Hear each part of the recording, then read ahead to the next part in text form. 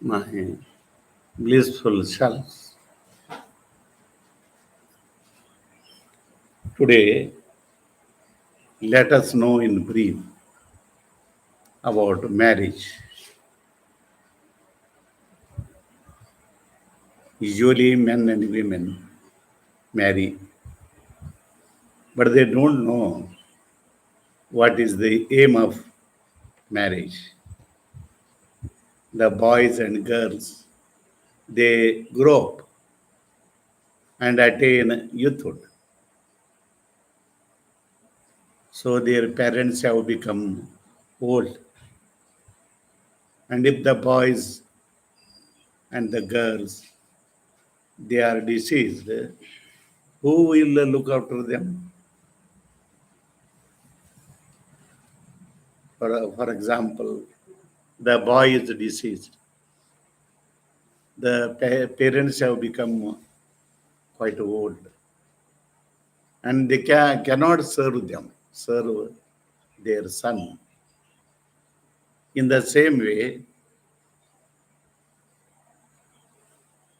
the girl will grow up and her parents have become old. And if the girl is deceased, who will look after her?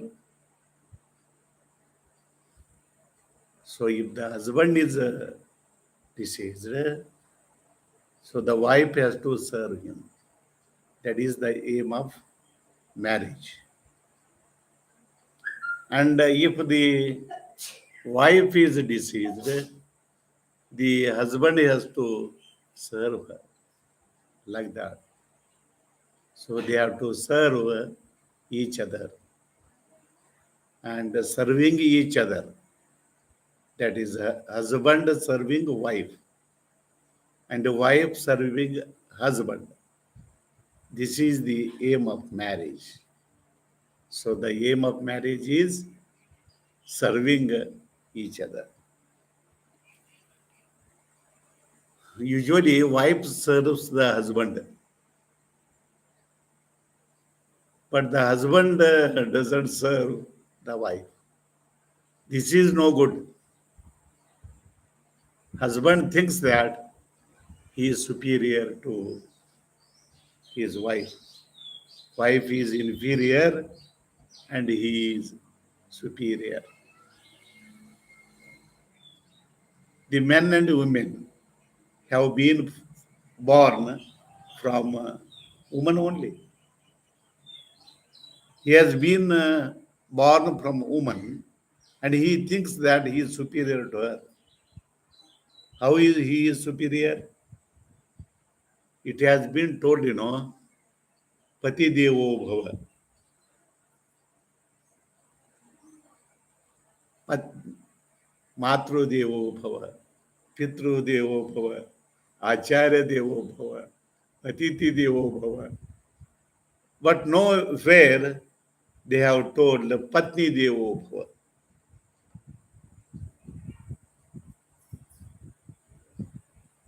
All these are gods, but Patni is no god. Swami Atmananda used to say that Patni Devo Bhava.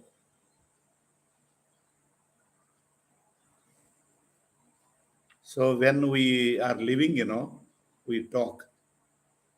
But when we die, we don't talk. Why? When we are living, we talk, means we are the knowing entity. That is, we are consciousness. Husband is consciousness, and wife is also consciousness. So when the wife has to see her husband, she has to see him as God.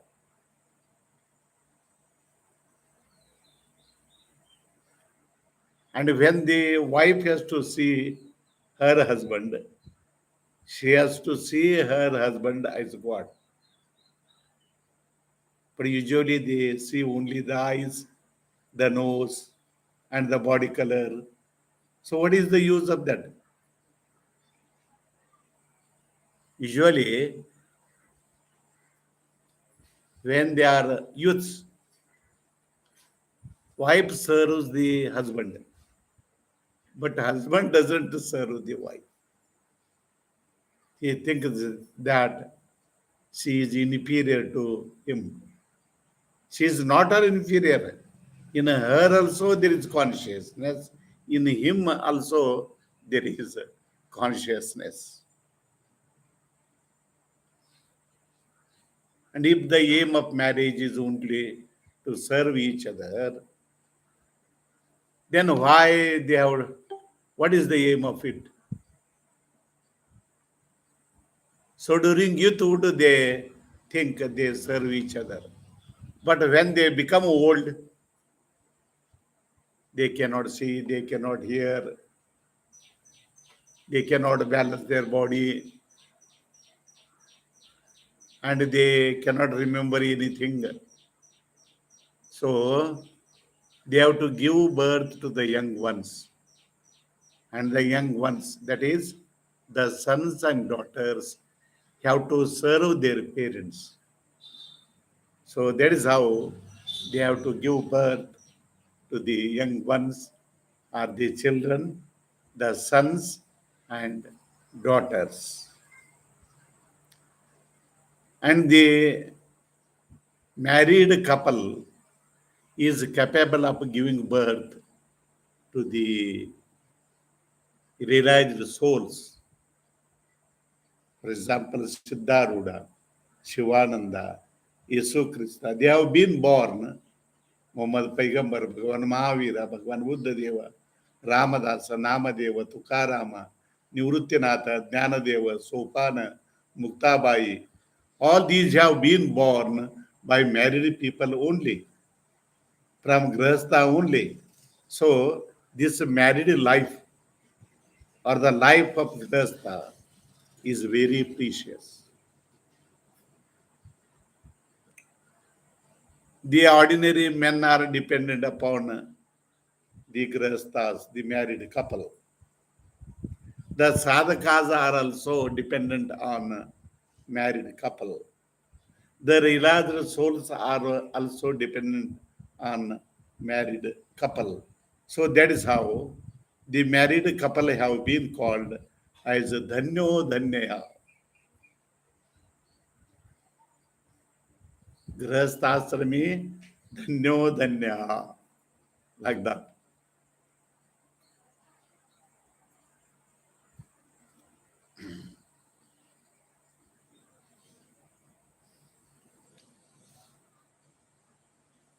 Then what else is the aim of marriage?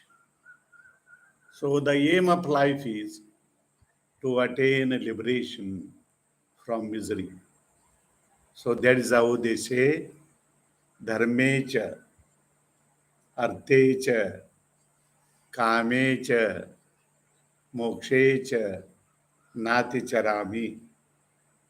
That means husband and wife, they have to cooperate in a dharma, in a artha, in a kama, and moksha.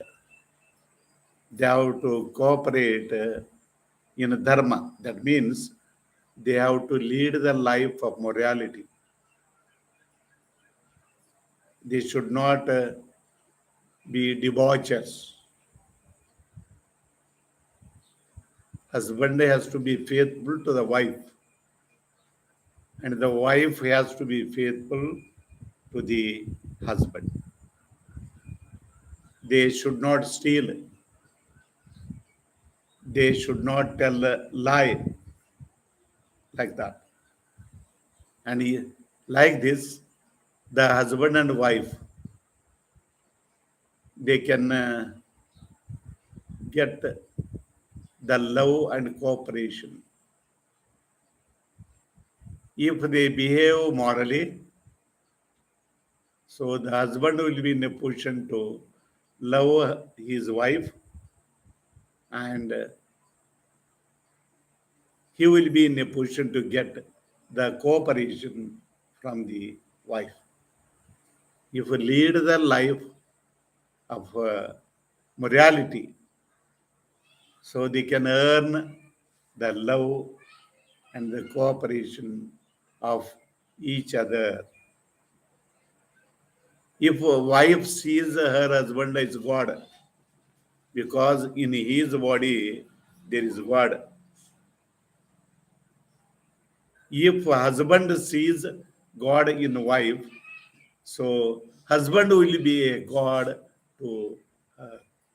So the husband and wife, they have to see God in each other, and they have to serve each other. They have to please each other. And not only that, they have to live as a preceptor and the student.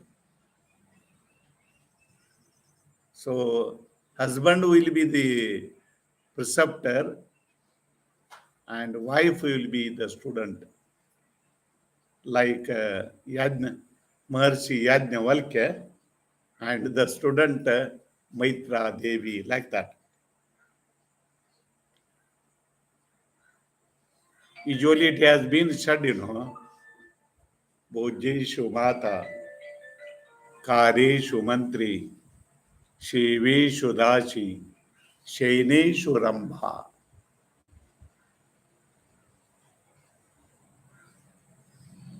So usually the wife is the mother of the family. So the wife has to see all family members as her children, and even husband, father-in-law, mother-in-law, all they have to think that. So the wife, she is the mother of ours, like that. Bhuje Shumata. So when she will be in a position to give the meal to the family members, she has to think that she is the mother of all. Even the God is the child of her. The cat is the child of her, the buffalo, the ox, like that. So she is the mother to all, and all are children to her. Bhojjeshu Mata, Kareshu Mantri. While doing the actions, they have to act as a king and the minister. The husband think the husband is a king and he orders. So she has to follow the order. Mantri, the minister. She is the minister.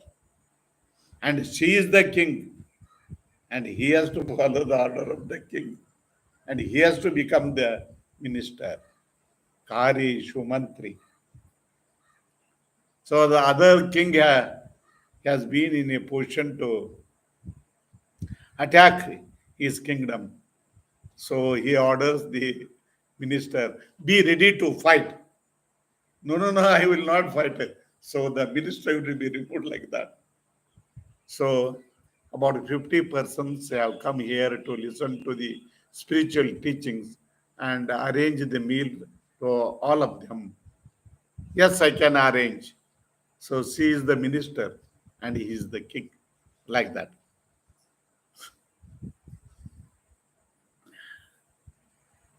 And he says, so there is grass in the field and there are no laborers. Say, I will go to the field and I will remove the grass. So he is the king. So she is the minister. And she is the king. And he is the minister. Shevi Shudasi. When the husband is suffering with a disease, so she has to serve the husband as a slave. She is a dashi to her husband, slave to her husband, and he is a dasa to her. Husband is a slave to his wife. So like that, they have to serve each other. Shevi Shudasi. Shaineshu Rambha. And when they have to indulge in sex, so they have to take their bath, and they can worship their god or goddesses. For example, Basava. So the photo of Basava will be there, and they will be in a position to worship him. See, Basava, today night we indulge in sex, and you have to be born,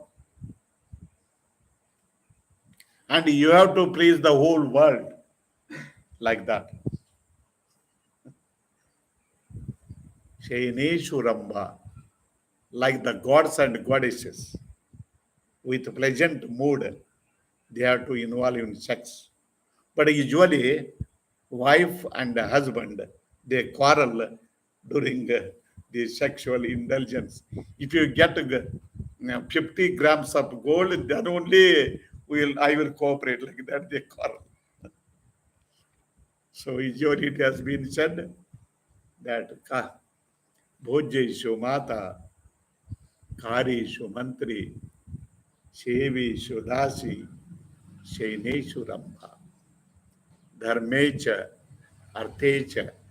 When I was studying, I didn't spend any money.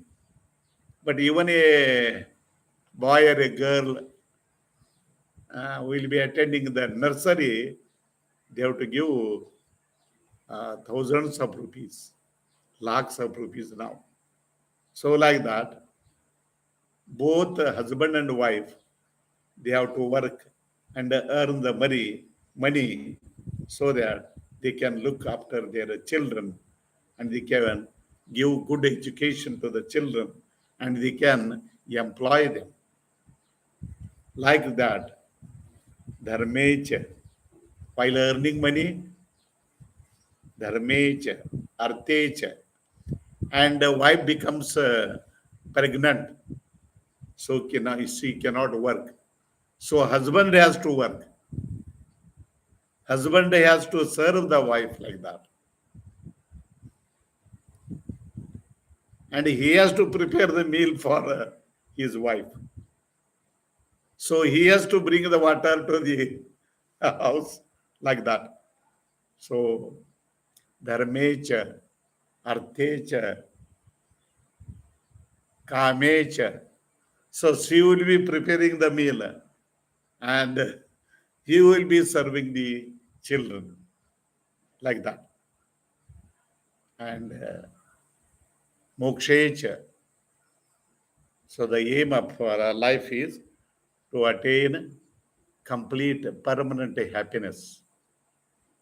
And for that also, they have to serve each other.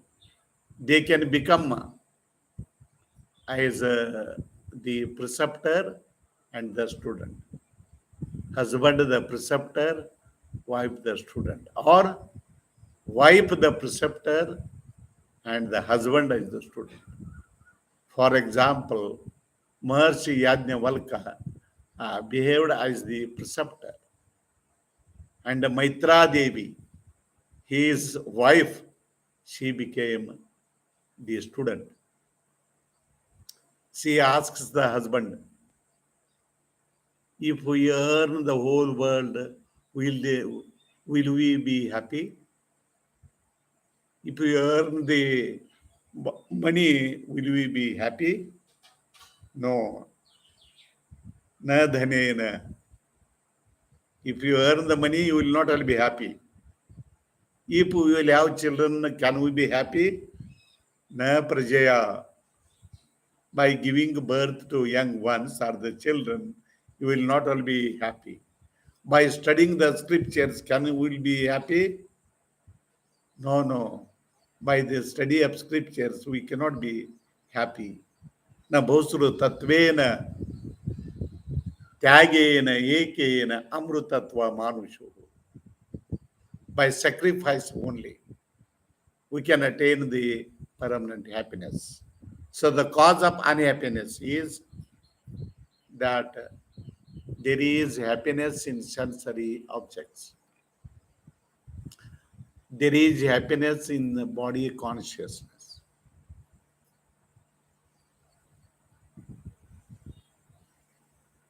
But if we inquire like that, if we reason out, we will come to know that there is no happiness in sensory objects. The sensual enjoyment leads to tiresomeness and weariness. But the happiness we experience during sensual enjoyment or during deep sleep or during pranayama or during yawning or during drinking, we experience the happiness of the Atman.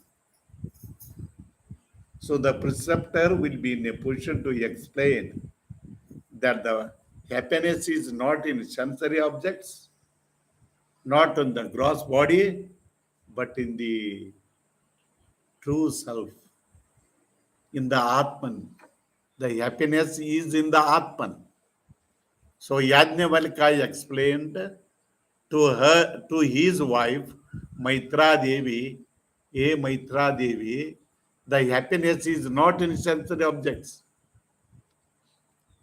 The happiness is not in the body consciousness, but the happiness is in one's true self. So the husband can become the preceptor, and the wife can become the student. And in the other way, the wife can become the preceptor, and the husband the student. For example, Chudala, Queen Chudala, she was a realized soul, and she explained the way to liberation to Sikidwaja. And Sikidwaja thought, what this lady is telling, what knowledge she has. And he left the kingdom and he went to Himalayas. And after a few years, she, in the form of Kumbha Muni, went to Himalayas and stood in front of Sikidwaja. So, what you have left? She asked. Yeah, I have left the kingdom. I have left my queen, wife, my children, the palace. No, no, no, no. You have not left anything. You have left the kingdom. You have left the palace, the wife, the children, like that. But you are telling that this kuti is yours, of grass, constructed of grass is yours. You are not a real sacrificer. Then he was in a position to give everything. The parnakuti, the clothes that he was wearing, the kamandala, the yoga danda, and his body. And I will die by burning everything, he told. Oh Raja, oh king, if you burn your body, another body will be burned. What you have left? The body will be burned and there will be ash. And whose ash is it is? Oh, it is my body's ash. Oh, you have caught in your mind that that ash is my body's. You leave this, then only you will become or you will attain permanent happiness like that. Then King Sikidwaja understood everything. So whatever has to be left, it has to be left in the mind that I am the body, that the sensory objects give happiness. You have caught in your mind this and you leave that. Mokshecha, by living the thinking that the sensory objects are givers of happiness, and by thinking that you are the body, so you leave these and you think that the permanent happiness is in the Atman. The permanent happiness is in the true self. And you listen this from the preceptors. You listen it and you reflect it and you realize it. So by listening, by reflecting, and by realizing, you can attain permanent happiness. Mokshecha, like that. Husband and wife have to cooperate in dharma, in artha, kama, moksha, like that. So this is the aim of marriage. And by this, I end my talk.